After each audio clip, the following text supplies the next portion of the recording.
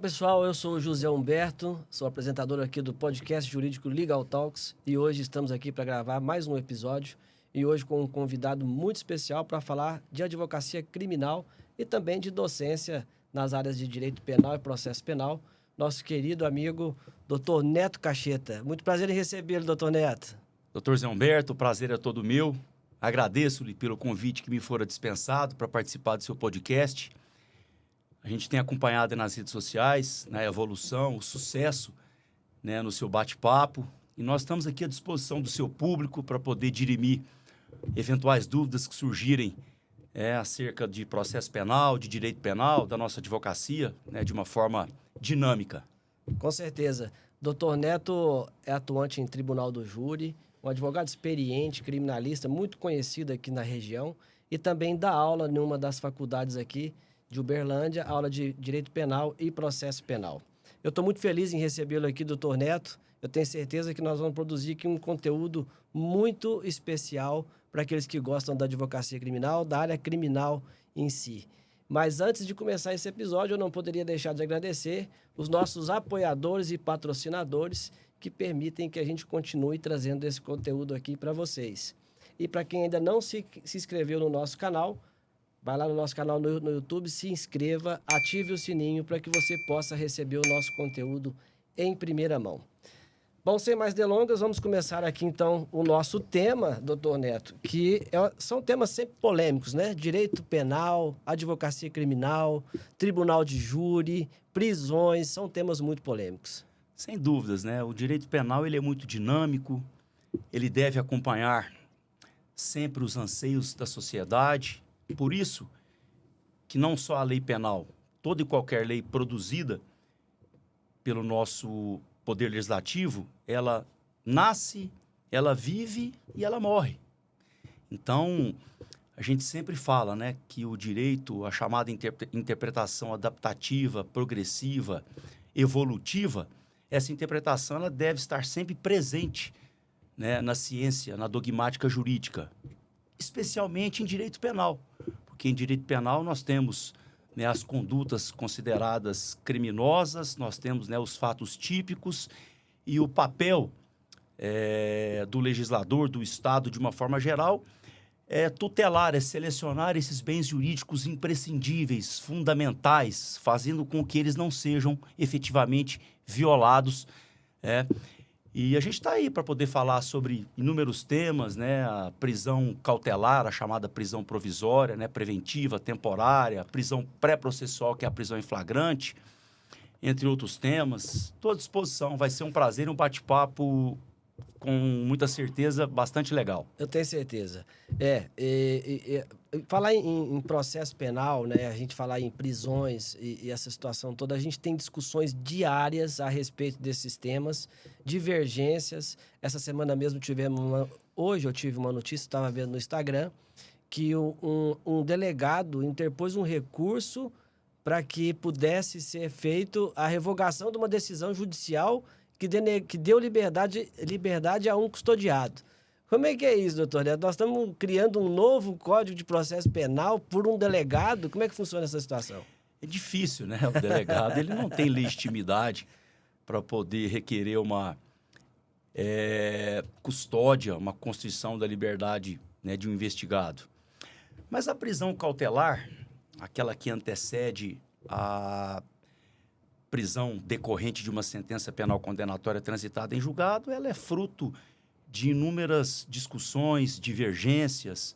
Então, nós temos que entender o seguinte, Nós temos a prisão com pena, que é aquela prisão originária de uma sentença penal condenatória, de um provimento jurisdicional definitivo. E a prisão sem pena, que nós temos hoje a prisão preventiva, que é a chamada prisão provisória cautelar, a preventiva e a temporária. E a prisão em flagrante, principalmente com o advento da 12.403 de 2011, tornou-se uma prisão pré-processual, por força da nova redação dada ao artigo 310. Porque após o autuado ter a sua prisão ratificada pela autoridade policial, aquela prisão será submetida ao Poder Judiciário para efeitos de ilegalidade ou não. Então, o juiz ele pode relaxar a prisão em flagrante, ou ele concede liberdade provisória com ou sem fiança, dependendo, né, do crime que está sendo ali apurado, ou ele converte a preventiva em flagrante, né, pelo prazo de 24 horas. Então, a prisão preventiva, aí nós temos aí uma grande discussão, né? Nós tivemos 4 fases da execução provisória, se ela seria possível ou não. Até 2009, possibilidade da execução provisória. Depois nós tivemos, em 2016, julgado no habeas corpus 126, 126, até tinha anotado o número dele aqui de relatoria do Eros Graus, 126.292. Nós tivemos, né, a possibilidade lá da execução provisória. Então, a presunção do estado de inocência, um princípio constitucional. Aí nós temos também a discussão da constitucionalidade ou não do artigo 283 do Código de Processo Penal. E aí nós temos uma discussão... Essa discussão em relação a essa prisão aí, nós vamos falar muito dela daqui a pouquinho. Eu quero entrar nesse assunto aí porque esse princípio da inocência parece que foi desvirtuado com essa alteração que teve numa sentença do Tribunal do Júri, com penas acima de 15 anos. Isso. E eu quero falar muito sobre isso com você. Tá bom. Dificuldades atuais do direito penal de 1940. Nosso Código Penal é de 1940, sofreu algumas alterações ao longo desses anos, mas as inovações tecnológicas estão impactando fortemente o que temos ali no Código Penal de 1940. Como é que a gente faz esse jogo de cintura para utilizar esse código que é tão antigo com essas inovações que nós temos hoje na prática de crimes? Nosso Código Penal, ele é de 1940, como você muito bem externou. O nosso Código Penal e Código de Processo Penal, eles foram produzidos em pleno regime autoritário, com base na Constituição de 1937. Então, nós tínhamos, né, um regime fascista, autoritário, inquisitivo. O Código de Processo Penal, bem como o Código Penal, foram inspirados na legislação italiana, no Código de Rocco. Então, na época do governo Getúlio Vargas, nós tínhamos, né, uma dinâmica totalmente distinta dos tempos atuais. Com certeza. E, obviamente, que o Código Penal de 1940, ele foi sofrendo alterações gradativamente. Então, chamo a atenção da primeira e grande substancial alteração que nós tivemos em 1984, na parte geral. 7.200 e não me lembro especificamente, 7.200 e alguma coisa, 7.209. Então, essa lei, ela alterou grande parte do Código Penal, né, dos artigos 1º ao 120, isto é, da parte geral. Então, questões de aplicação da pena, lei penal no tempo, lei penal no espaço, princípios constitucionais. Então, já foi ali, né, um avanço naquela oportunidade para que nós transformássemos o Código Penal de 1940, né, em consonância ou próximo à Constituição de 88, porque se a reforma foi de 84, 4 anos anteriores à vigência da atual, ali, né? Bem próximo. E nós tivemos, né, principalmente no período pandêmico, o número acentuado de crimes praticados em ambientes virtuais.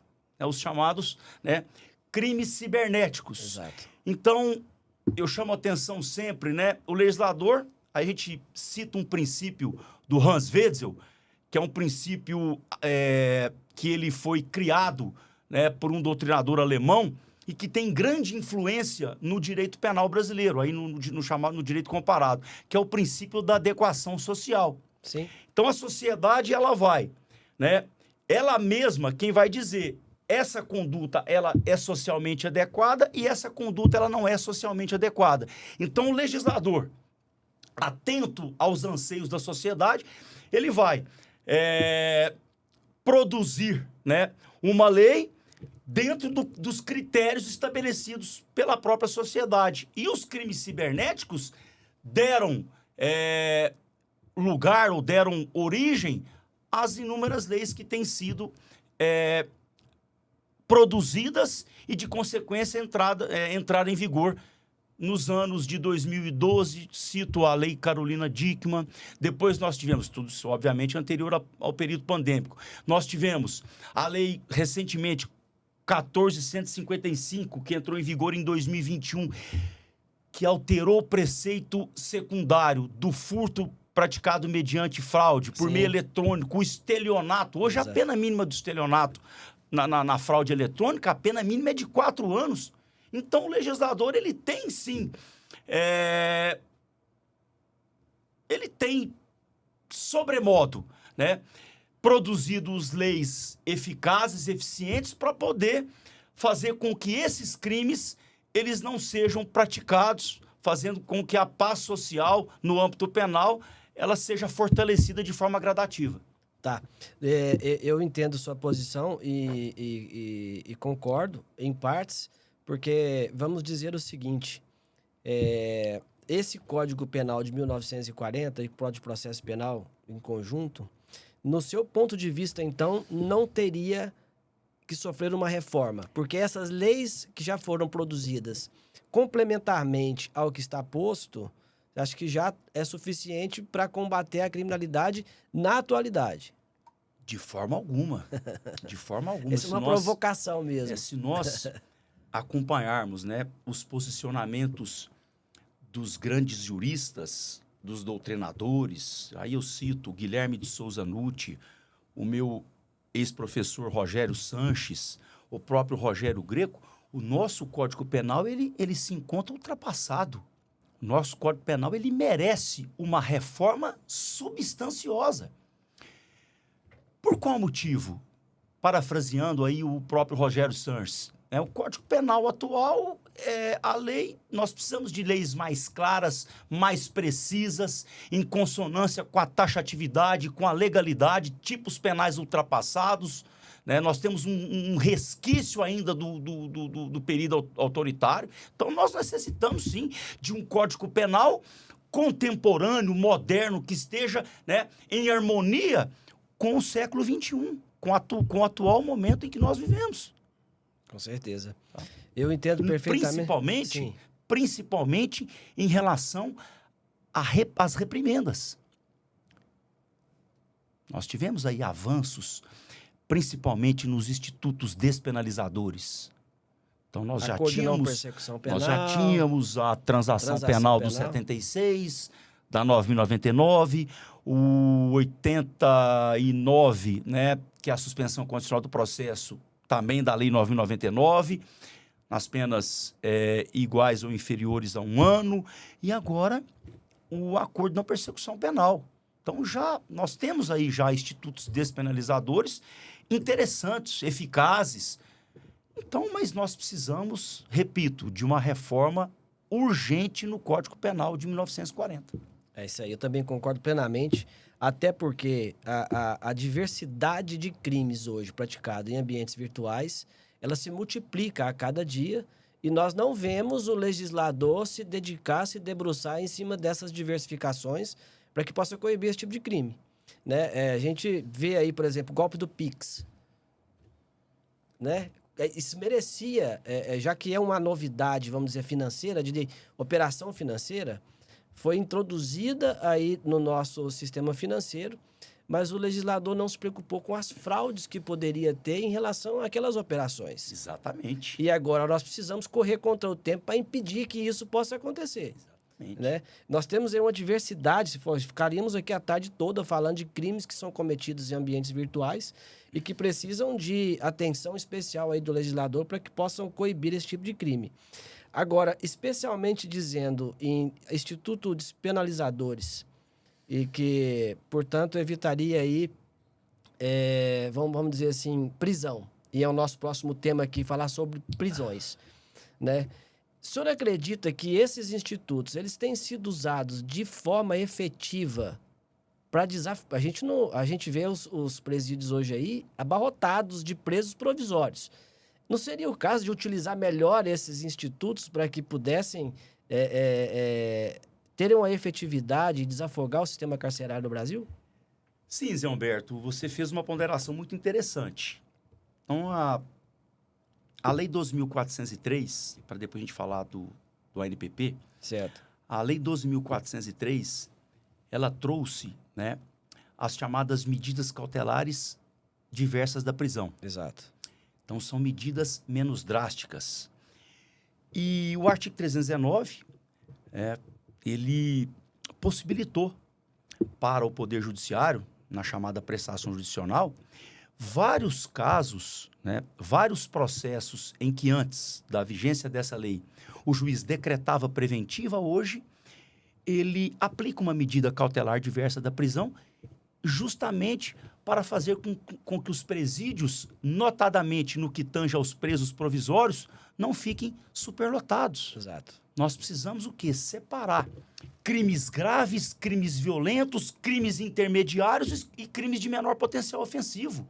Crimes cometidos com violência ou grave ameaça à pessoa, aqueles cujo preceito secundário, ou seja, a consequência de quem os pratica, ela é mais grave. Então, e preste atenção, né? O acordo de não persecução penal, ele veio para poder somar e, de consequência, dar mais efetividade à chamada última ratio da prisão preventiva. Em outras palavras, só se decreta prisão cautelar, uma prisão preventiva, em último caso, depois de esgotadas todas as medidas consideradas menos gravosas. Mas essa é a questão.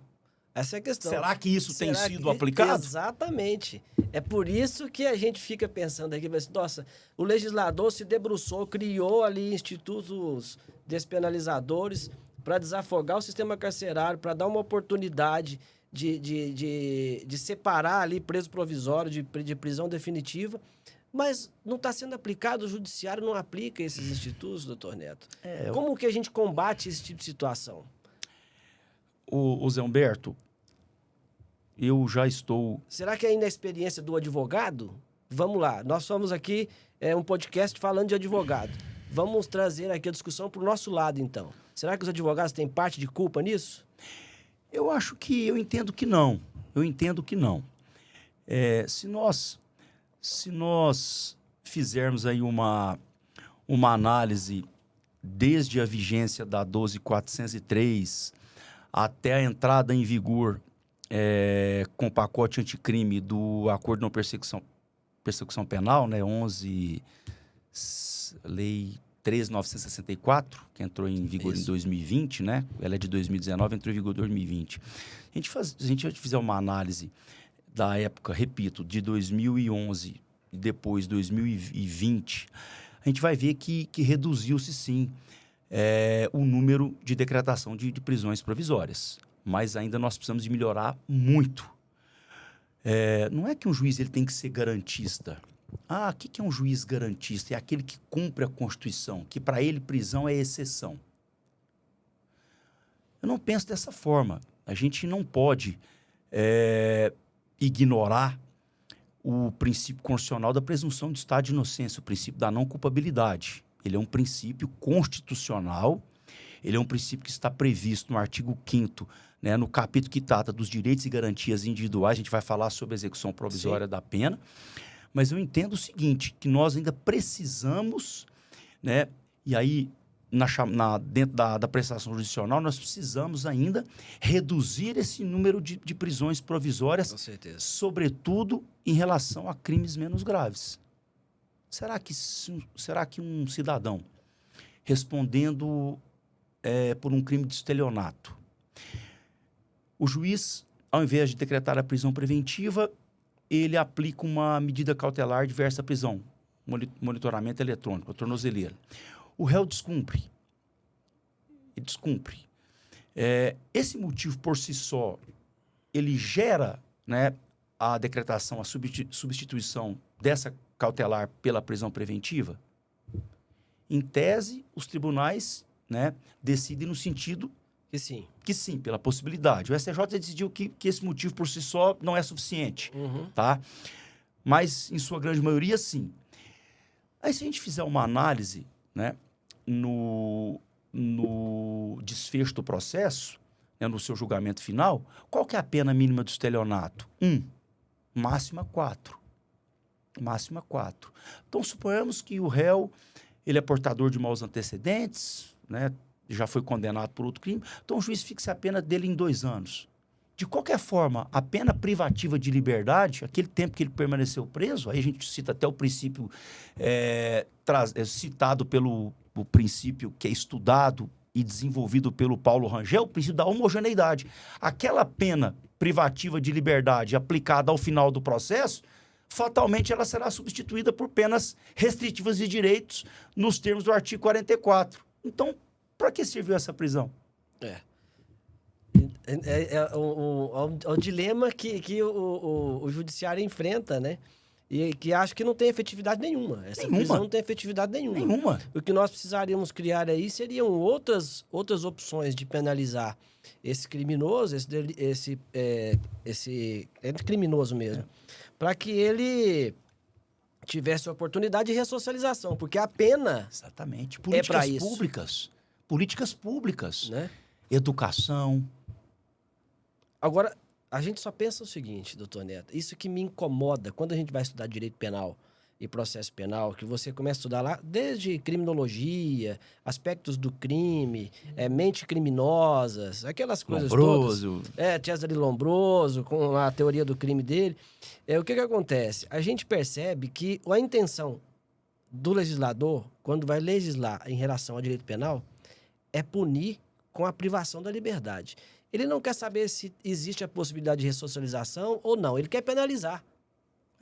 Agora, numa sociedade moderna que nós temos hoje, a gente precisa pensar, antes de pensar em penalizar, a gente precisa pensar em penalizar e ressocializar.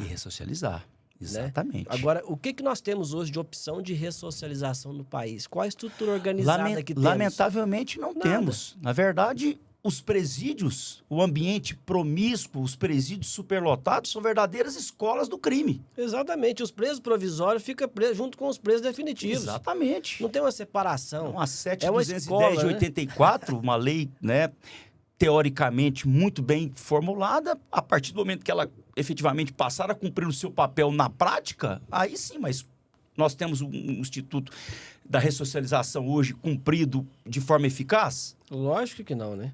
E não temos nem, vamos dizer assim, estrutura. Nem estrutura carcerária, prisional, não temos. Por exemplo, condições subhumanas, estado degradante. São raríssimos os presídios que nós vemos hoje que tem o preso, tem a oportunidade de trabalhar no presídio.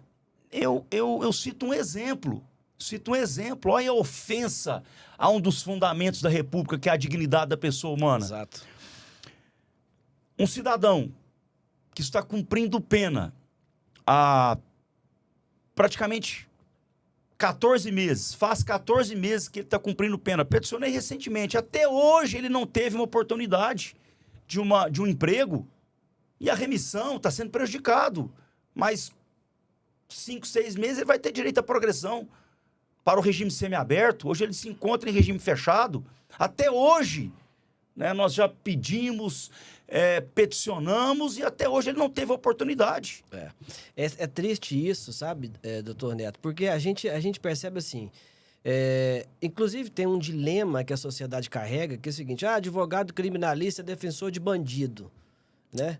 Primeiro que, para ele ser considerado um bandido, para ele ser considerado um criminoso, ele tem que ser processado, julgado e condenado. Definitivamente. Hoje o que vemos é o seguinte: quando acontece uma matéria jornalística dizendo que houve a prática de um crime que está sendo investigado, aquele cidadão já está condenado pela sociedade. Exatamente. Nem teve o direito de ser processado.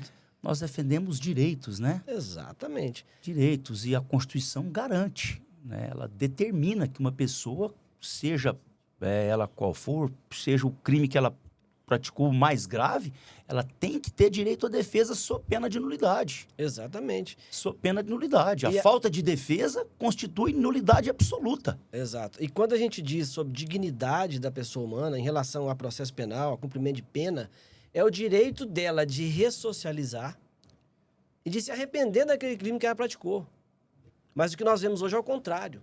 quando ela entra para um presídio, colocam os outros presos que estão ali, que já estão acostumados com um sistema que nunca ressocializa. A contaminação Contamina ele para dizer o seguinte: esquece, você nunca mais vai ser aceito pela sociedade. Exatamente. Sua vida daqui para frente é ser criminoso. Esse é o grande problema que nós enfrentamos, motivo pelo qual, né, os grandes juristas insistem, né, em penas alternativas, sobretudo em crimes menos graves, porque os violentos, aqueles crimes, né, que possuem preceitos secundários graves, penas altas, nós sabemos que numa eventual condenação ele vai ter que cumprir pena privativa de liberdade.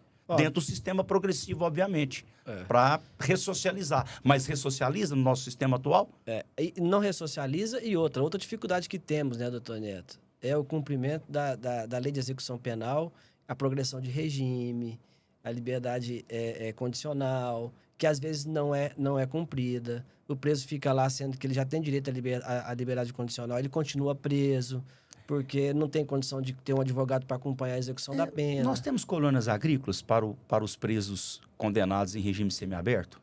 Temos. Em alguns estados do Brasil. Pouquíssimos estados. Né? Pouquíssimos. E poderíamos ampliar isso. Exatamente. Seria uma oportunidade. Para o preso condenado em regime aberto, nós temos albergues, né, estabelecimentos adequados, propícios para essas pessoas. Aí não dá progressão de regime porque não tem ambiente para isso. É difícil. Né? É difícil. Aí é o legislador, né, e principalmente o nosso poder legislativo. Nós precisamos, né, de um poder legislativo atuante e que produzam, né, e que os nossos representantes parlamentares produzam leis e que estas sejam efetivamente cumpridas. Doutor Neto, eu vou te falar. Os meus 2 próximos episódios serão com membros do legislativos que vão sentar aqui. Eu vou cobrar isso deles. Cobrar? Um deputado federal e um deputado estadual estará aqui para falar com a gente. Perfeito. Sobre leis. E aí eu vou cobrar deles a respeito dessa ampliação de presídios agrícolas e de uma visão mais atual sobre o sistema carcerário. Nós precisamos disso. Agora vamos lá sobre prisões. Separar aqui, eu tenho certeza que nós teremos uma aula aqui agora, porque o Dr. Neto Cacheta domina muito essa área. Prisão administrativa, prisão cautelar, prisão provisória, prisão preventiva, prisão antes de trânsito em julgado e, por fim, a prisão em condenações acima de 15 anos em sentenças do Tribunal do Júri. Vamos lá, fala para nós sobre esse tipo de prisões, doutor Neto. Zé Humberto, a gente vai fazer aqui um preâmbulo, né, sobre as prisões cautelares, aquelas que antecedem o trânsito julgado de uma sentença penal condenatória. E a gente inicia pela prisão preventiva. Sim. A prisão preventiva, ela é uma prisão que pode ser decretada tanto na fase de inquérito quanto na fase de ação penal. Ela é uma prisão que tem, né, como escopo, como objetivo, garantir a eficácia de um futuro provimento jurisdicional, em outras palavras, de uma eventual sentença condenatória. E a prisão preventiva, né, o magistrado sempre deve observar inicialmente, né, o binômio autoria e materialidade. São fundamentos que autorizam o juiz a inicialmente decretar a prisão preventiva. Então a gente vai ter que entender o seguinte: a prisão preventiva, há indícios palpáveis, robustos de autoria? Chama a atenção, né, dos nossos colegas, estudantes, advogados. Nessa fase não se exige prova plena. São indícios, né, fortes, palpáveis, porque se fosse admitir prova plena, nós já teríamos uma antecipação de culpa. E a materialidade.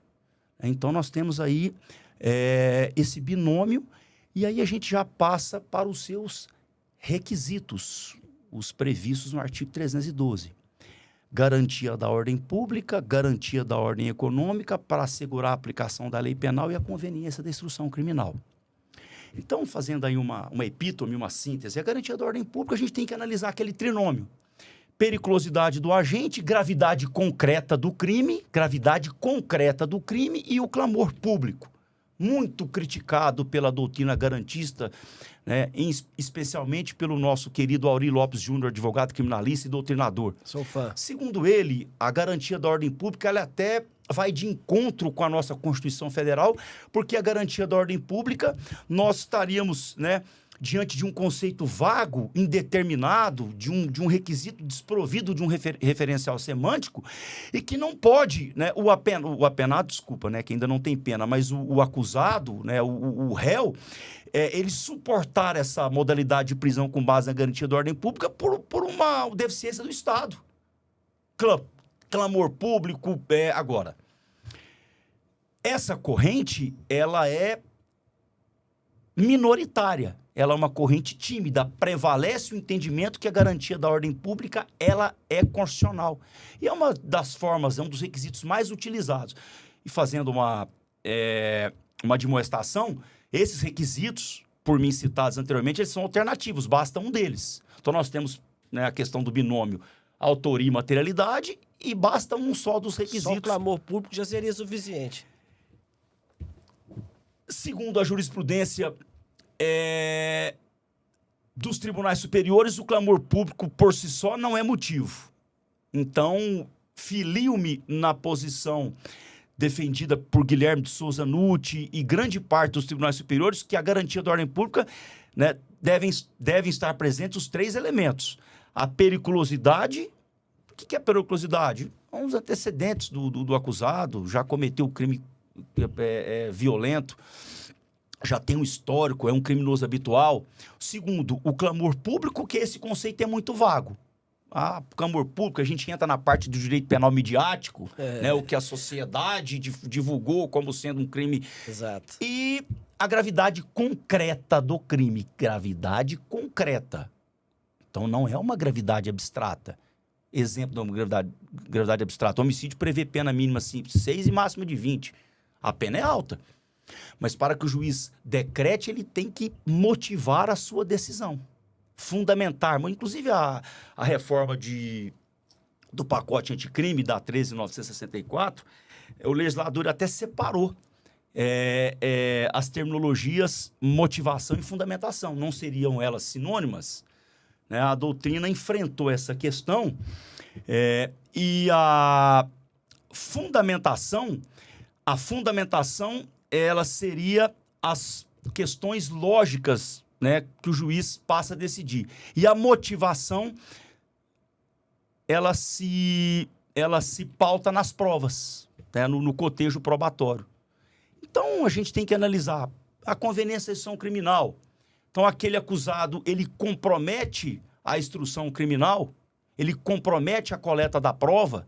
Então, há uma prova concreta de ameaça de testemunha ou de desaparecer com os vestígios do crime. Então, tanto na fase inquisitorial quanto na fase judicial, aí a gente fala também da garantia da aplicação da lei penal, no caso de risco concreto de fuga. Então, a prisão preventiva, conforme eu disse no início da nossa fala, a prisão preventiva, seja ela preventiva ou temporária, ela só pode ser decretada em última instância, ou seja, em última ratio, último caso, em última hipótese, última razão.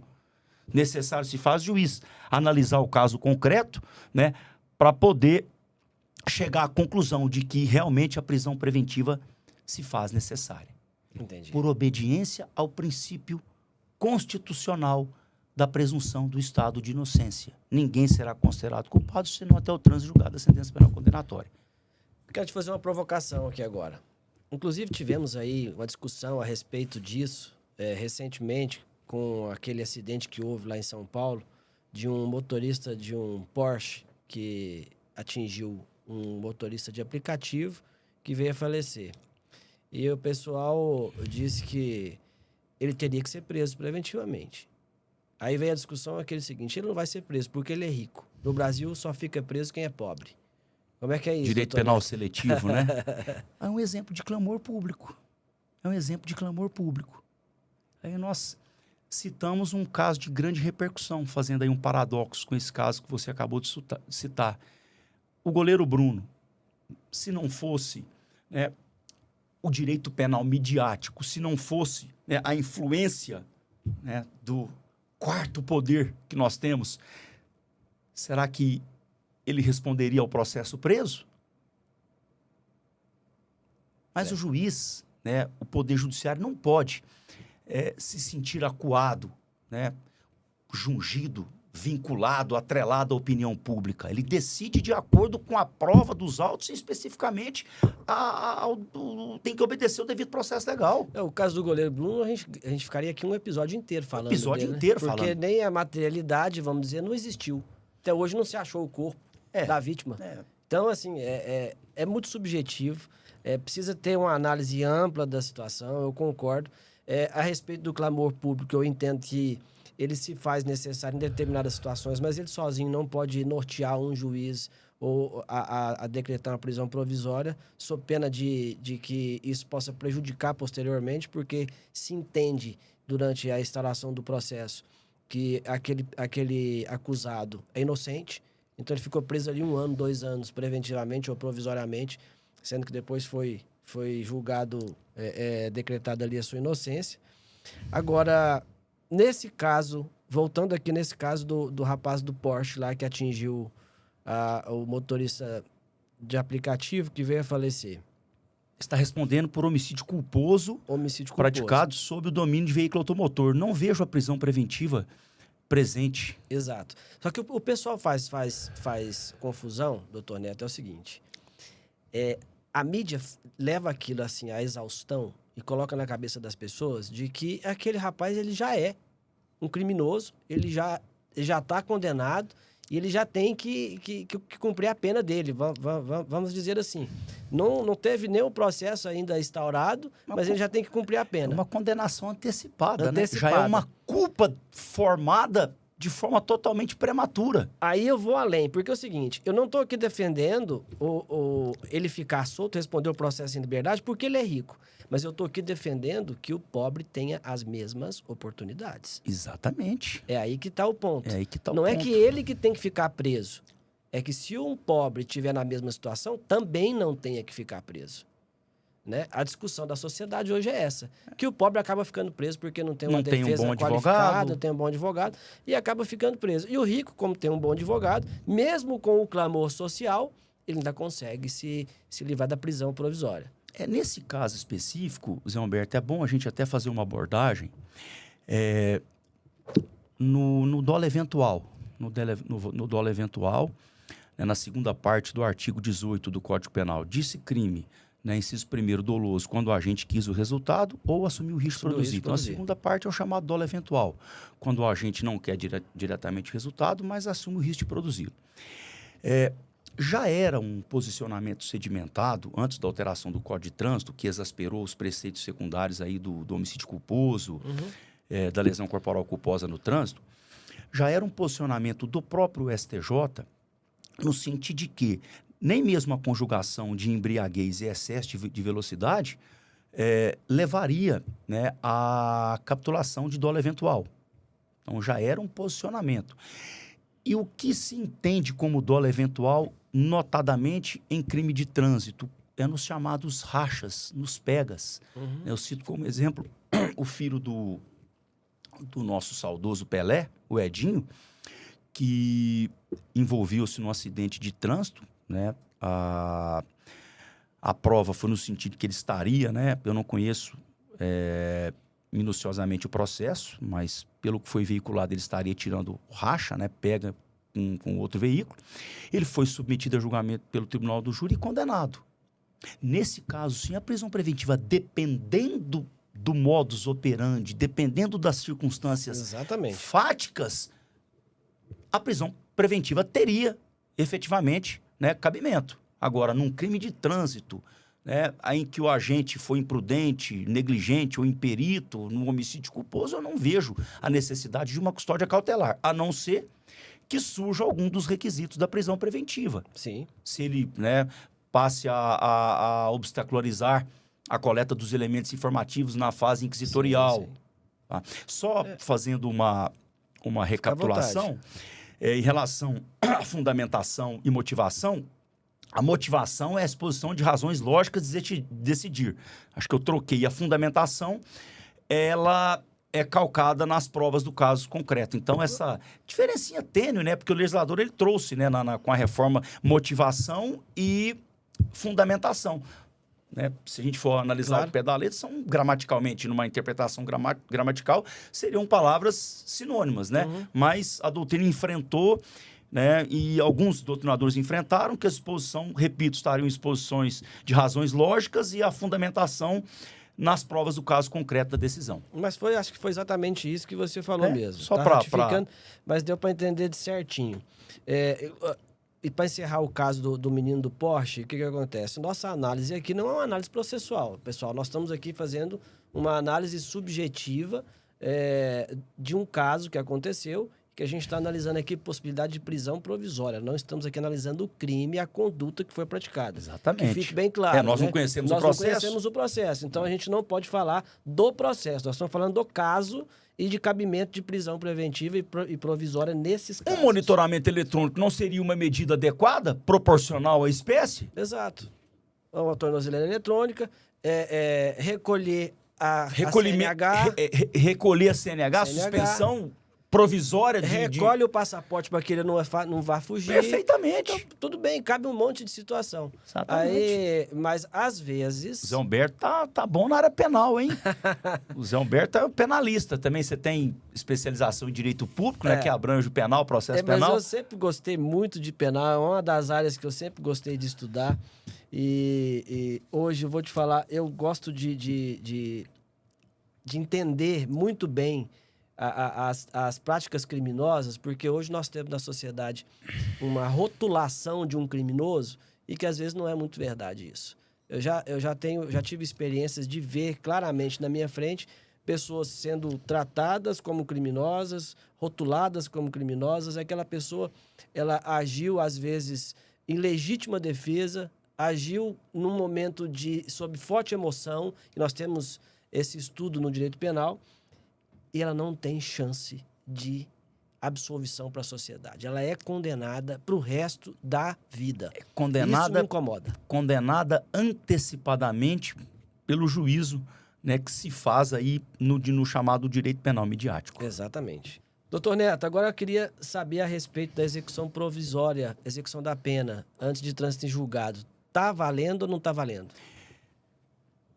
Um tema muito importante, né? Conforme nós falamos aí no início do nosso bate-papo, nós tivemos quase 4 fases distintas até nós chegarmos no julgamento, né, pelo Supremo Tribunal Federal das ações diretas de constitucionalidade 43, 44 e 56. Hoje, né, acertadamente, não se pode, né, admitir a execução provisória antes de uma sentença definitiva, antes de transjugada a sentença penal condenatória. Ué, mas o que fez o Supremo Tribunal Federal? Apenas, então, somente está cumprindo o princípio constitucional da presunção do estado de inocência. E aí a gente até cita o meu ex-aluno e constitucionalista, o doutor Eduardo. O doutor Eduardo, até em sua primeira obra de constitucional, ele explicou bem, né, que necessário se faz para se admitir a execução provisória de pena que o poder derivado, poder constituinte derivado reformador, representado pelo nosso Congresso Nacional, elabore uma emenda constitucional permitindo, né? Então, 283 do Código de Processo Penal foi declarado constitucional em consonância, em harmonia com o princípio da presunção do estado de inocência.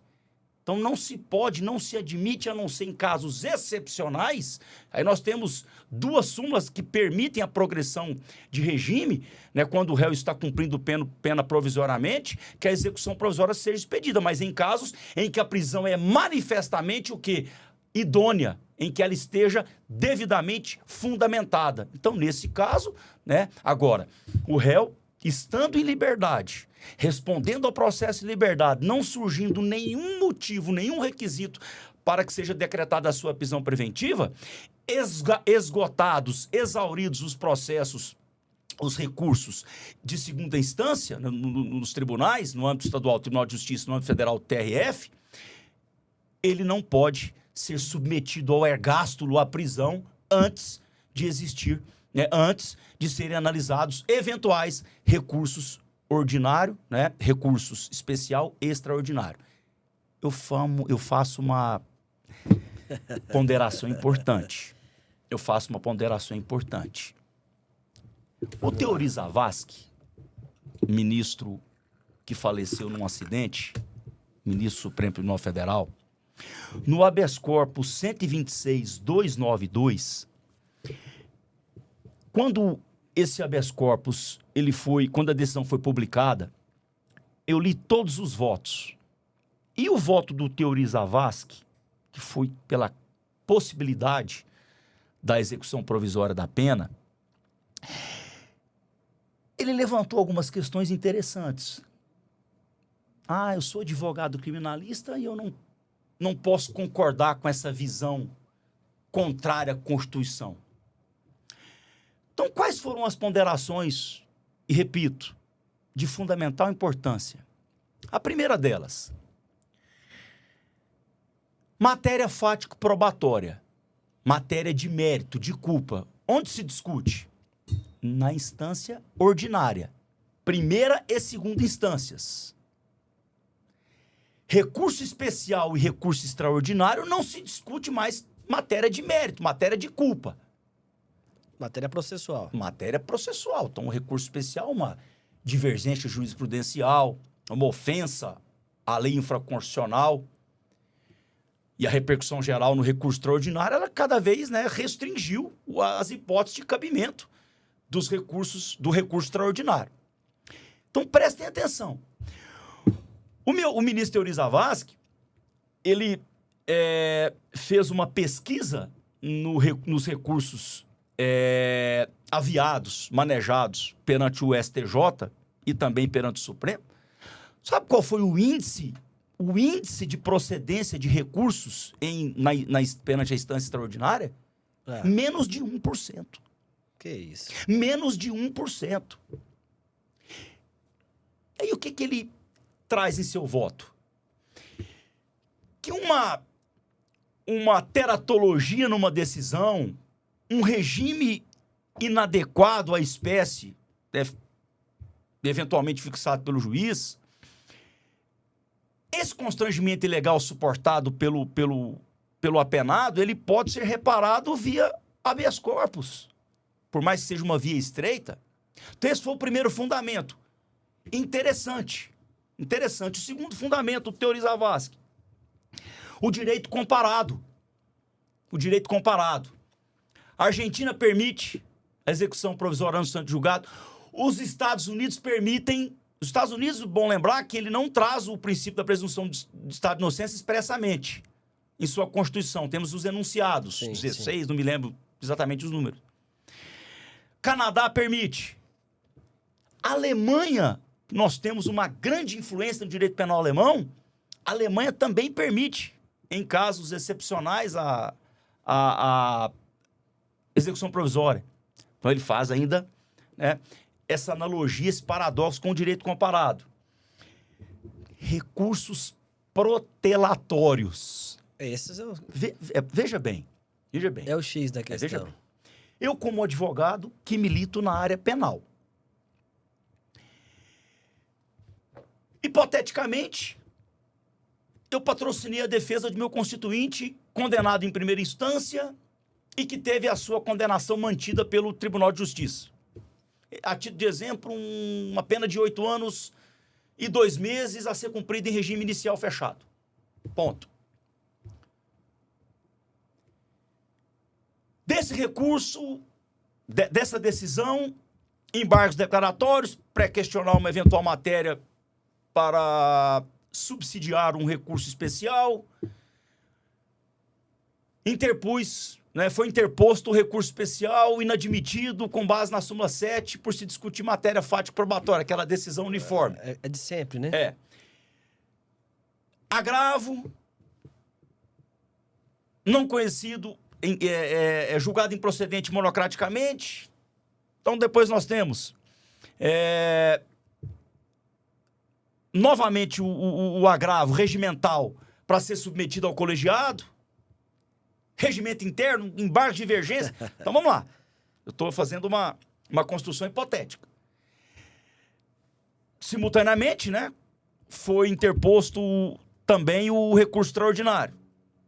Então, 4 anos, 5, 6 anos, até esgotarem todos os recursos e definitivamente, né, nós temos o trânsito em julgado.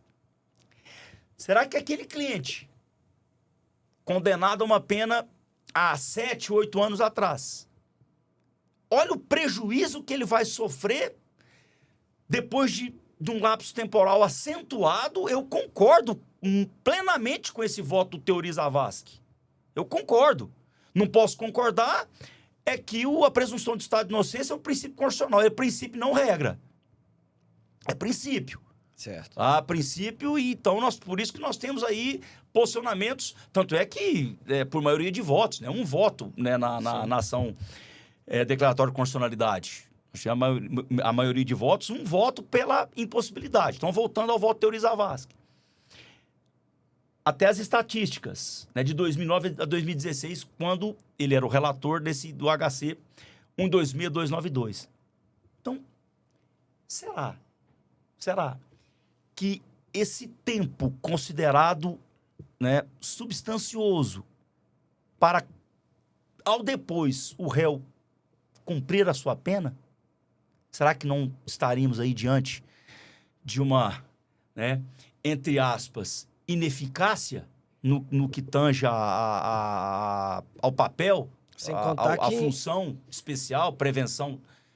Sem contar que, às vezes, ainda ocorre a prescrição durante esse recurso. Nós tivemos alterações aí no Código Penal em relação à prescrição, quando é inadmitido, não corre a prescrição, enfim. Mas, então, eu até fiz essas ponderações aqui, porque o voto Teori Zavascki, na época, ele me convenceu.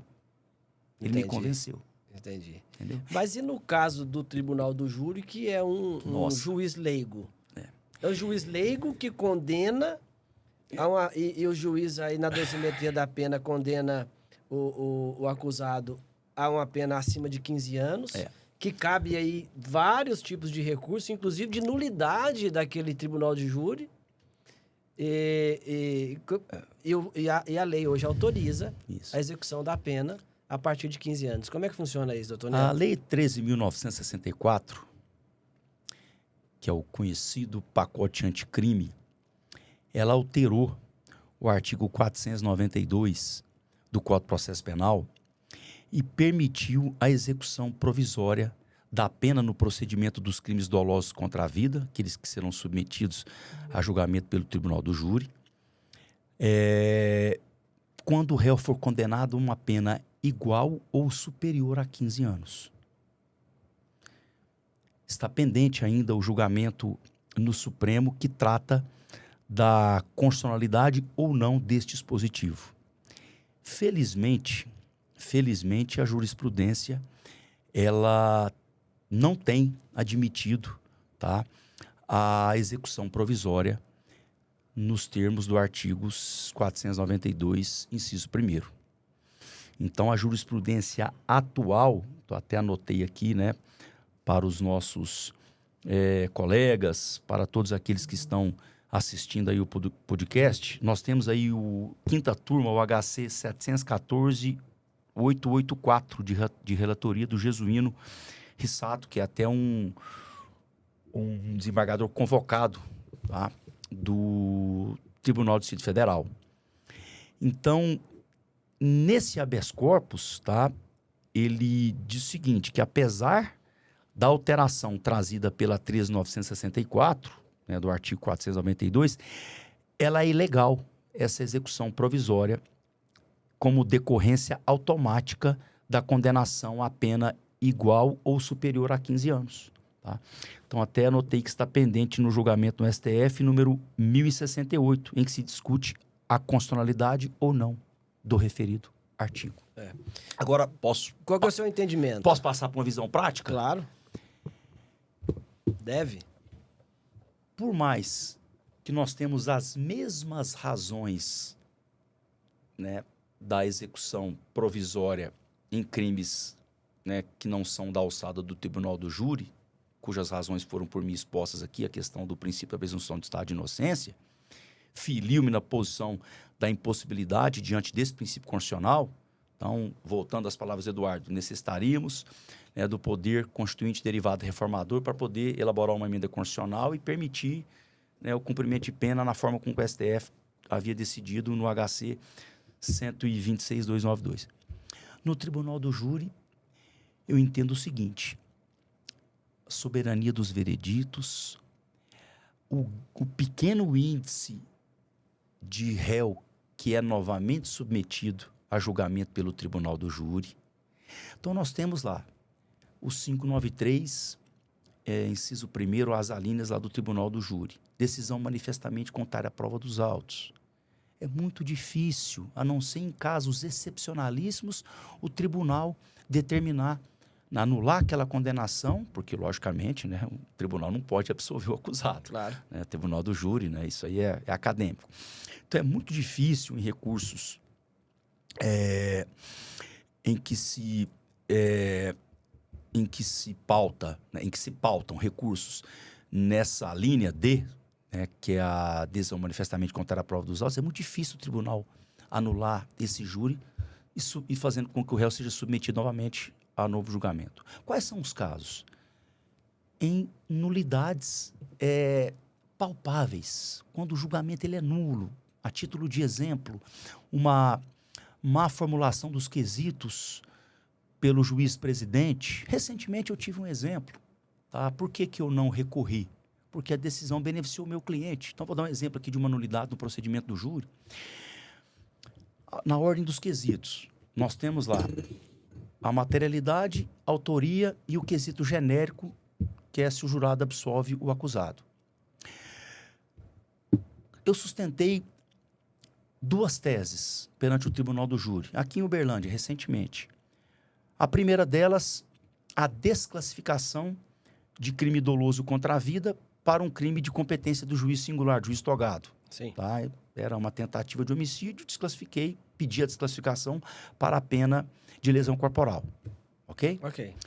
E também, em obséquio à plenitude de defesa, eu sustentei a legítima defesa própria. Ok? Qual é a tese mais benéfica ao acusado? A absolvição, excludente de ilicitude, né? Legítima defesa. O que o juiz fez? Ao invés, né, dele formular o quesito da desclassificação depois do quesito genérico, ele o fez antes. Ele o fez antes. Prejudicou. Prejudicou, só que, em virtude do não oferecimento da chamada condição de procedibilidade à representação, era lesão leve, nós tivemos a decadência. Então, extinguiu a punibilidade. Mas e se ele fosse condenado? Caberia recurso, né? Exatamente. Então, quando o tribunal verificar, na hipótese, que é um caso de flagrante, há uma flagrante nulidade, aí sim. Então, voltando para a gente, né, para não ser prolixo, a gente voltar à questão da execução provisória no Tribunal do Júri. Por mais que ela seja inconstitucional, o legislador, ele já teve, né, o propósito, o escopo de fazer com que ali no Tribunal do Júri, pena igual ou superior a 15 anos, já inicie o cumprimento. Porque, repito, dificilmente ele será submetido a julgamento. Tanto é que existem as ressalvas. Importante que existem as ressalvas. Tá? Então, excepcionalmente, ele pode deixar, se fosse cumprir o que está no disposto no 4921. Excepcionalmente, ele pode deixar de decretar a prisão do acusado, fazendo com que a pena provisória seja cumprida. Por qual motivo? Quando ele verificar a plausibilidade de um provimento de um recurso, para que ele seja submetido novamente ao julgamento do Tribunal do Júri. Obviamente, aí eu acho que a medida mais prudente, no caso de um advogado criminalista numa situação dessa, seria a impetração de um habeas corpus preventivo, se ele entender que o julgamento resta prejudicado, né? Exatamente.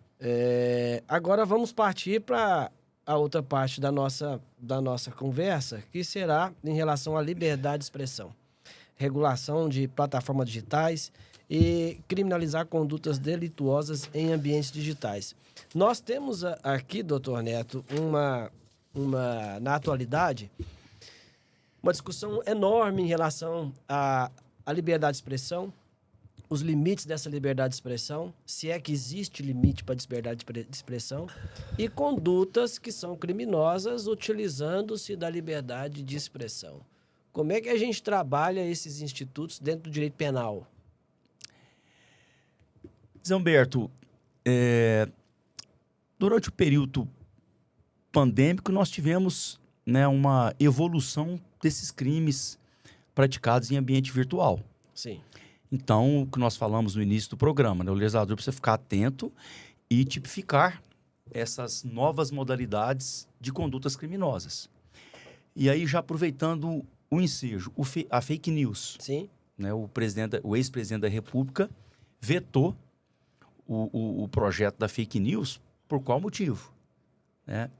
Pelos mesmos motivos que doravante foram rejeitados pelo Congresso Nacional, né? 317 a 139, tá? 4 abstenções. A fake news, né? O conceito de fake news, você entende muito essa parte digital, até assisti uma entrevista sua falando sobre tem que se punir quem vai divulgar, Então, foi muito interessante aquelas observações que você fez. Então, para falar da liberdade de expressão. A liberdade de expressão, o que ela é? É um direito fundamental. É um direito fundamental, constitucional. Então, todos nós temos a liberdade de expressão. Aí eu faço uma analogia. Quando a mídia divulga que uma pessoa está sendo investigada, quando escracha a pessoa na mídia, aí a pessoa se sente ofendida, a pessoa se sente totalmente violada, a sua honra, a sua dignidade, a sua imagem. Há poder de indenizar? Não há. Cito aqui um exemplo no qual fui advogado da área penal e na época, não vou citar nome por questões, né, de foro íntimo, mas na época a pessoa prejudicada contratou um escritório civil porque ela foi escrachada como sendo uma chefe de organização criminosa aqui em Uberlândia, sequer ela foi indiciada. Sequer essa pessoa foi indiciada. A liberdade de expressão. Então, a liberdade de expressão ela tem que ter o quê? Ela tem que ter uma paridade. Então, nesses crimes cibernéticos, notadamente o que levou à não aprovação da fake news foi pelo conteúdo vago, pela falta de definição precisa, ofensa ao princípio da taxatividade, que é um subprincípio da legalidade. A lei deve ser clara, precisa. Então, você me pergunta, como que eu vejo essa liberdade? Todos nós temos direito agora. Direitos e deveres. Nós não tivemos aí o avanço da lei de internet? Sim. Nós não tivemos aí um marco da internet? Então, nós temos o quê? Que ter uma cautela para não praticarmos excessos em ambientes virtuais. Então, a liberdade de expressão, ela abrange definitivamente, né, todas essas questões de forma bem rígida. Em contrapartida, aqueles que divulgarem informações sabendo serem elas falsas, violando de consequência a imagem de quem quer que seja, nós merecemos punições. Ainda não temos uma lei específica para regulamentar esse tipo de comportamento. E aí temos dois pontos importantes. É que você disse sobre a minha manifestação em relação à regulamentação das plataformas digitais. O que ocorre? Existem 2 pontos aí distintos. Primeiro, nós temos quem defenda, e eu também defendo, que a liberdade de expressão ela tem que ser ilimitada, ampla. Inclusive a liberdade de cometer crime. Só que aí nós temos que ter as tipificações. Perfeito. Para penalizar aqueles que cometerem crime. Perfeito. Certo? E isso inclui a regulamentação de responsabilização civil e criminal para aqueles que compartilharem e que divulgarem. É esse o meu posicionamento. E aí, você disse também que eu assisti, nós precisamos de mecanismos eficazes para poder identificar quem divulgou, quem é o autor. Nós temos isso? Não temos. E aí, vou além. Quando nós falamos em criminalizar fake news, Nós precisamos saber quem é quem nessa criminalização. Exatamente. Não dá para generalizar e colocar todo mundo dentro do mesmo saco. Tem... A gente precisa dividir e responsabilizar quem realmente é responsável. Agora, não se faz um projeto de lei para criminalizar uma fake news sem a participação de especialistas na área para debater com profundidade aquele tema. Não dá para ser subjetivo. Não dá. Então, assim, eu particularmente sou a favor da liberdade de expressão irrestrita. Inclusive para cometer crime. Moderada. Moderada. Lógico. Agora, se ele extrapolou os limites, ofendeu, praticou atitudes ofensivas, tem que ser de crimes contra a honra e de outros crimes demais, ele tem que ser punido. Mas punido dentro de uma investigação onde tenha parâmetros que sejam, né, identificáveis, rastreáveis. Exatamente. Né, obedecendo à cadeia de custódia de prova. Perfeito. Porque como que você vai investigar hoje uma fake news, Neto, sendo que nós não temos uma cadeia de custódia de prova definida para investigar crime cibernético? Aí a gente volta no que nós falamos, né, no início do programa. O nosso Código Penal está defasado. Exatamente. Né? É aí que mora a situação. Aqui, então, assim, para resumir, o seu posicionamento em relação à liberdade de expressão seria para que tivesse liberdade de expressão restringida a limites que seriam impostos pela legislação. Perfeitamente. Logicamente que a liberdade de expressão ela é ampla. Ampla. Desde que não seja, né, uma manifestação, seja ela física ou virtual, contrária aos limites da lei. Tá, esse é o seu entendimento. Em relação a fake news... Compactuo com as razões expostas pelo Congresso Nacional, as quais foram ratificadas no veto do ex-presidente Jair Bolsonaro. É conceito vago, é conceito impreciso e nós ainda dependemos, né, de um aprofundamento na terminologia. Ah, tudo bem, o que é fake news? Notícia falsa. É notícia falsa, mas é um tipo penal que, se aprovado lá no 359-O do Código Penal, né, que estaria no título dos crimes contra o Estado Democrático e Direitos, nós estaremos diante de um tipo penal aberto. Parecido com um ato obsceno, entre outros, ferindo flagrantemente a taxatividade. A justificativa que fizeram para esse projeto de lei, essa alteração na legislação, seria o combate à fake news específica. Eu acho que teria que ser mais específico até, não foram. Especificamente para propagandas eleitorais. Não, e é importante. É importante. Bom você ter citado isso. E aí tem Existe a fake news, o crime de fake news no Código Eleitoral. Pois é. Existe, muita gente não sabe. Nós não teríamos aí um bis in idem se porventura fosse aprovado essa fake news? Apesar que aí seria fora do âmbito eleitoral, né? Sim. Mas existe. É isso que eu tô falando, não tem especificidade. Não tem especificidade, mas existe a fake news no Código Eleitoral. Aí, politicamente usada uma expressão com a manutenção desse veto, usaram a expressão "a mentira venceu". A mentira venceu. É um absurdo. Absurdo. Discordo plenamente. Totalmente genérico. Totalmente tanto genérico. a análise quanto a rotulação. Né? Então, doutor Neto, sua posição pessoal em relação à criminalização na política do Brasil. Nós temos aí, hoje, esse é um assunto seríssimo, a gente teria que ter muito tempo para a gente discutir isso, mas eu gostaria de saber a sua posição em relação a isso, porque tudo hoje a gente judicializa. E a política hoje é judicializada desde a candidatura, né, até quando o agente ele é eleito e está em posse do seu cargo. Faz parte da democracia. Faz parte da democracia. A gente tem que entender o seguinte. Nós estamos diante de um estado manifesto e comprovado de crises entre as instituições, entre os poderes executivo, legislativo e o próprio judiciário. Então nós precisamos o quê? De uma harmonia entre os poderes. Exato. Né? Se o Brasil é um país subdesenvolvido, os nossos representantes, notadamente do poder legislativo, eles precisam o quê? Eles precisam, né, agir, né, fazendo com que leis novas e eficazes sejam produzidas, o Poder Executivo deve estar em sintonia, em harmonia, e não, né, esse ataque, né, essa guerra política que nós temos hoje enfrentado. É lamentável entre, né, presidente e ex-presidente em ofensas. Isso quem perde? Somos nós da sociedade. Então essa criminalização política, a gente define ela quando é que ela vai ter um parâmetro, né, que a gente entende, que seja interessante, que seja importante para a sociedade, quando nós não estivermos com essa crise entre os poderes constituídos.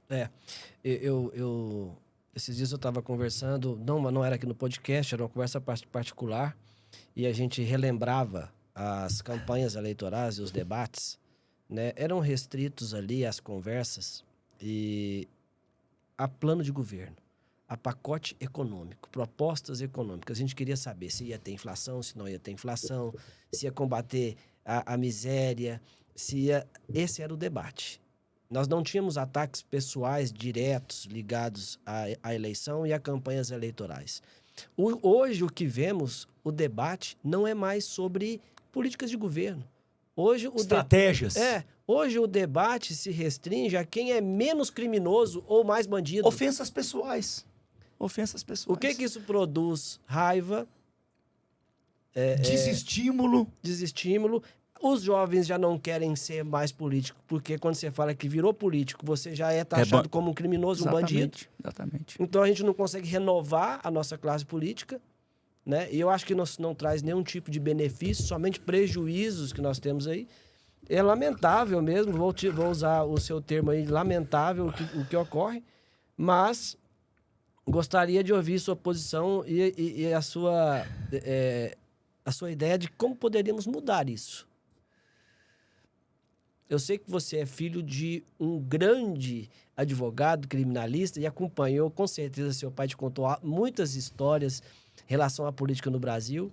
O que você enxerga? Como que poderíamos mudar e tirar esse acirramento político raivoso que temos hoje para a gente colocar a paz da política do Brasil? A partir do momento em que nós conseguirmos minar a crise entre os poderes. A partir do momento que a gente não tiver, sempre vai ter oposição. Isso aí faz parte do Estado democrático de direitos. Né?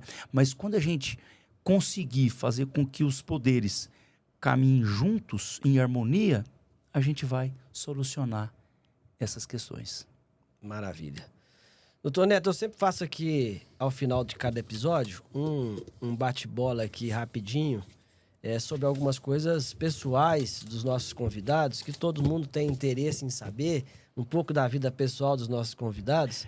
Se a gente for falar da minha vida extra, né, fora da advocacia, questão jurídica, nós temos que marcar um programa para a gente falar aí uma tarde inteira, viu? Sim. Doutor Neto é praticante de atividades de esportes rurais aí, joguei futebol. E também é um grande amigo do nosso cantor preferido do Brasil aí, né? O Leonardo. Doutor Neto tem muita coisa bacana na sua vida pessoal aí que poderíamos realmente passar a tarde toda falando.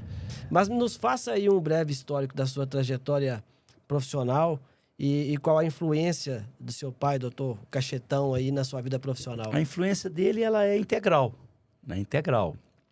Depois de eu ter tentado a carreira futebolística, né, eu cheguei a jogar em algumas equipes do futebol profissional, disputei Campeonato Mineiro da 2ª Divisão, tive a oportunidade de jogar no time fundado em 2003 pelo Wellington Salgado, a Desportiva Unitri à época, mas eu tive uma trajetória, eu digo, vitoriosa, no futebol amador, né? Futebol amador, eu fui artilheiro, né, em 3 oportunidades. Eu sou tetracampeão do futebol amador. Também fui campeão de torneios regionais, né? Eu sou bicampeão da Copa Regional Tubal Vilela.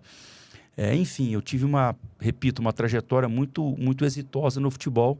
No futebol profissional foi uma passagem rápida, né, mas de grande importância, de experiência. E depois que eu estava já no quarto ano, era quartanista de Direito, eu falei, agora eu tenho que estudar. Então, vamos recuperar aquele tempo, né? Não perdido, né? Aquele tempo que era destinado também ao futebol, concomitantemente. Aí eu fui, depois que me formei, com o grande amigo Luciano Rosa, advogado, criminalista. Meu amigo, sócio do meu outro amigo, doutor Gabriel. Isso, doutor. Eu tenho uma estima muito grande pelo Luciano Rosa. Me incentivou bastante, né, durante a faculdade, me ajudou bastante. Ele, a ponto de chegar em casa, a gente estudar, ele me dá aula particular. Então, repito, né, eu tenho uma estima, um carinho muito grande pelo Luciano Rosa. E nós fomos para Belo Horizonte, já após a conclusão do curso. E lá nós frequentamos cursos jurídicos, preparatórios para as carreiras jurídicas, Prolabore, dentre outros, que eu não me lembro o nome. E aí, quando eu retornei de Belo Horizonte, em 2006, eu já fiz um concurso para dar aula na Unitri, né? Fui aprovado, dei aula na Unitri durante um tempo. Também fui professor do curso técnico de segurança pública da Polícia Militar durante, salvo melhor juízo, 4 anos. Cheguei a ser até coordenador desse curso técnico de segurança pública. No magistério, estou na Exanc desde 2007, sou o professor mais antigo do direito. Olha só. Iniciei lá a disciplina de direito penal e também leciono processo penal. E concluindo a minha trajetória, o meu pai sempre foi a minha fonte de inspiração, né? Meu pai, Antônio Cacheta Ribeiro. Para todos nós, né? Para todos nós. Para todos nós. Doutor Cacheta sempre foi um exemplo de profissional aqui para Uberlândia, uma carreira muito exitosa, que deixou um grande... Deixou não, né? Ele está aqui entre nós. Está aqui, está bem ainda. E temos já aí... aposentado, né? Desfrutando aí, né, do período de descanso, né? Trabalhou muito, né? Ele foi mais de 56, 57 anos prestados à advocacia ininterruptamente em diversos estados da federação, professor de processo penal e direito penal na Universidade Federal de Uberlândia, professor de vários outros cursos. Então, meu pai... Foi presidente da OAB aqui também, presidente da OAB, recebeu homenagem recentemente. Maravilha. Então, meu pai repito, né, minha fonte de inspiração. É uma celebridade para nós aqui de Uberlândia, doutor Cacheta, que é pai do Neto Cacheta. Meu grande abraço ao doutor Cacheta. Não o conheço pessoalmente, mas um dia eu vou conhecê-lo, vou ter o prazer de conhecer o doutor Cacheta. Vamos trazê-lo aqui no seu podcast. Já deixo o meu convite. Eu sei que ele está um pouco afastado das suas atividades relacionadas à advocacia e ao direito, mas se ele aceitar o meu convite, está aqui feito publicamente, doutor Cacheta. Vai ser um prazer receber o senhor aqui, e junto com o Neto novamente, para vir aqui os dois para a gente falar sobre a advocacia criminal. Doutor Neto, religião. Tem religião? Católico. Católico. Praticante? Esporadicamente. Tá. Faço as minhas orações, né, diuturnamente, né? A gente frequenta a igreja, né? A minha religião, ela é Deus. Tá certo. E ele sempre me abençoou. Time favorito? Flamengo. Ô, flamenguista, hein? Tá feliz, quem ganhou Mengão. 6 gols. O Flamengo ganhou de 6 do Vasco, né? É um clássico, hein? Mas esse vai ficar na história, hein? Vai ficar na história. 6-1. E eu, assim, fiquei feliz por um lado e triste por outro, né? Porque eu gosto muito, sou amigo do Pedrinho, o atual presidente do Vasco. E a gente... eu não tenho essa rivalidade acentuada. Eu torço, né, para o Flamengo, mas a gente também torce, né, pelo crescimento, pela estabilidade dos times cariocas. É uma rivalidade com respeito, Com respeito, né? exatamente. É isso aí. Um ídolo? Antônio Cacheta Ribeiro. Antônio Cacheta Ribeiro, muito bem. Um livro? Eu gosto muito, Zé Humberto, de livros voltados para a área jurídica. Então, eu sou fã do John Crisman, né? Que escreveu O Júri, O Testamento, O Advogado. E um livro, né? Foi um dos primeiros livros que eu tive aquele prazer em ler. Eu gosto muito e indico, né? É O Júri. O Júri, do John Crisman. É um livro magnífico. Fica a dica aí para os alunos do Dr. Neto e para quem nos assiste também, um livro do John Grisman, O Júri. O Júri. Lembrando que ele, né, não traz aspecto criminal especificamente, né? Ele não é voltado especificamente à área criminal. Eu ainda não li, vou ler. Muito bom. Vou acatar a sua sugestão. Um hobby. Não tem... hobby tem vários, né? Eu fui peão de rodeio, né? Fui peão de rodeio, cheguei até a montar profissionalmente. Há 4 anos aí... Eu vi que você eu montei, você foi para os Estados Unidos. Eu montei aqui no Brasil em 2022... Montei nos Estados Unidos, né, num touro do... Te siga há muito tempo, você tá vendo, né? Agora a gente vai estreitar a nossa amizade aí, viu, Zé? Então, laço, futebol e futevôlei. São os 4 esportes que eu me identifico. É um grande esportista, né? O hobby, então, é o esporte. É o esporte. Na verdade, o laço hoje é meu hobby, né? O laço hoje eu tenho praticado esse esporte aí de forma mais recorrente. Maravilha. Um filme. Um Lugar Chamado Notting Hill, pra mim aquele filme que eu já assisti uma vez só, não foi o suficiente. É um clássico, né? Clássicos. Amo esse filme. Tá certo. E esse é o que você indica também. Minha esposa, a Júnia, aproveitar e mandar um beijo, ela falou assim, não vai querer assistir esse filme de novo não, né? Porque você adora filme repetido, né? Eu adoro. A indicação também, logicamente, seria esse. Seria esse filme. Tá. A maior realização pessoal, Neto?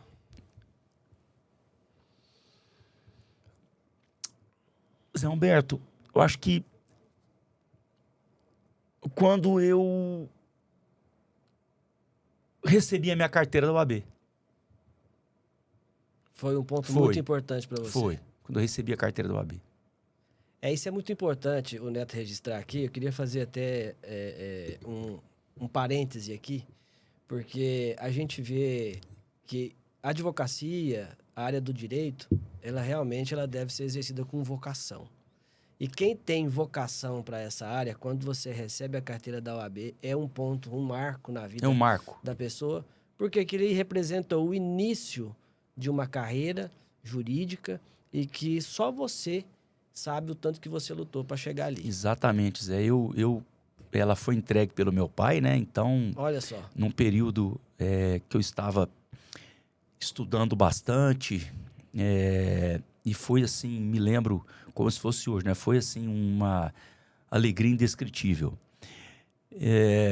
A advocacia ela deve ser exercida de forma comprometida e responsável. Zé Humberto, nunca me considerei, né, um exímio advogado criminalista, nunca me comparo à cultura, aos conhecimentos, à operosidade do meu pai. Não gosto que me comparem com o meu pai, mas eu tenho algumas virtudes. Eu tenho inúmeras limitações, mas essas limitações elas são supridas pela minha força de vontade, pelo meu comprometimento, pela minha combatividade. Eu sou muito responsável e tudo aquilo que eu me prontifico a fazer, eu tento, né, fazer com excelência. Maravilha. Eu queria aqui aproveitar esse momento aqui, Neto, também para te dizer o seguinte. Eu te sigo, como eu já disse várias vezes, há muito tempo. Para mim, você é uma referência, sim, como advogado criminalista. Eu acompanho o seu trabalho, acompanho a sua trajetória profissional. Para mim, é um exemplo a ser seguido, que eu sigo e recomendo às outras pessoas que sigam também, sobretudo os alunos do Neto da Exame, que tenham o Neto como parâmetro. Eu digo assim, que a advocacia ela é sublime em todas as áreas, mas o advogado criminalista, ele não consegue exercer aquela atividade se ele não for apaixonado por aquilo que ele faz. Ele tem que carregar aquilo como uma paixão. E a gente percebe isso em você. Você faz, você estuda. Há poucos dias atrás, nós conversamos para gravar esse episódio e se você me permite aqui, eu vou dizer para as pessoas o seguinte, o Neto me disse assim, Zé Humberto, eu só posso gravar com você em junho, porque esse mês de maio eu tenho alguns tribunais do júri para fazer.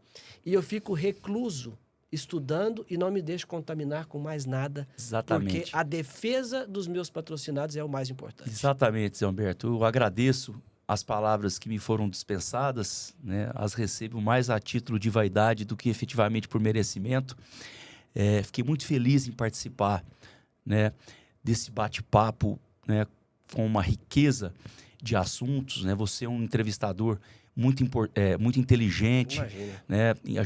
E o bom papo, ele flui notadamente na área jurídica quando o entrevistador ele tem conhecimento do assunto. Então, a gente aqui, na verdade, o podcast ele foi formado, né, por 2 entrevistados. Na verdade, você, né, teceu vários posicionamentos de suma importância e continue, né, com o seu podcast, que ele está sendo um sucesso, né? Você Obrigado, é merecedor, né, muito responsável, comprometido, estudioso.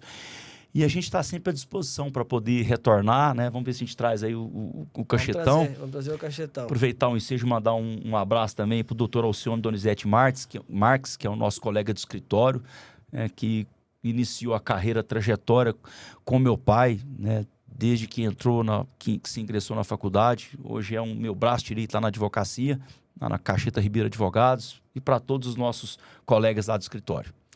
Neto, estou muito feliz em você ter aceito o meu convite, estar aqui comigo.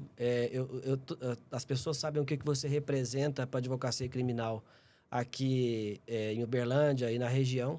E é um prazer imenso recebê-lo aqui. Deixo as portas abertas. Sempre que desejar falar sobre algum assunto, pode me chamar, as portas estão abertas, a gente marca, a gente agenda. Esse espaço aqui é para isso. É para trazer ao debate assuntos jurídicos, assuntos de importância para a sociedade e para nós que trabalhamos aí em ambientes jurídicos. Muito obrigado mesmo. Mando o meu abraço para o seu pai e mais uma vez reforço meu convite. Quando ele desejar vir, as portas estão abertas. Muito obrigado, Zé. Pode deixar que eu vou estender o convite ao Cachetão e a gente vai trazê-lo aqui em breve. Tá bom. Pessoal, muito obrigado a todos. E aqui encerramos mais um episódio aqui do Legal Talks. Convido a vocês que ainda não se inscreveram no nosso canal que se inscrevam, ativem o sininho para que você possa receber o nosso conteúdo. E agradecer também aos nossos patrocinadores e apoiadores que viabilizam para a gente continuar fazendo esses episódios aqui no nosso podcast jurídico Legal Talks. Muito obrigado.